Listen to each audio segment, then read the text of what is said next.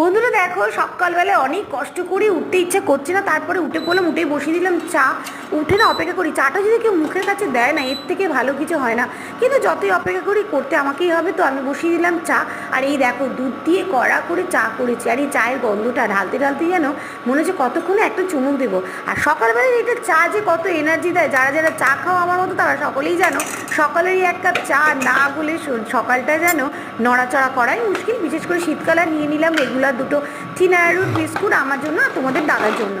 আর তার সঙ্গে ছেলেমেয়ের জন্য একটু হরলিক্সও করতে হবে, কারণ সকালবেলার এই চা, ও মানে ভাবলেই যেন, যারা চা খাও তাদেরকে বলছি, যারা চা খাও না তারা ভাবে বাবা চা এটা আবার এমন কি যে বাবা করার, যারা খায় তারাই জানে। আর এই দেখো, ছেলেমেয়ের জন্য আমরা হরলিক্স গুলতে বসিয়ে দিয়েছি, ওদেরকেও দেবো হরলিক্স, আর তোমরাও খেয়ে নাও চা।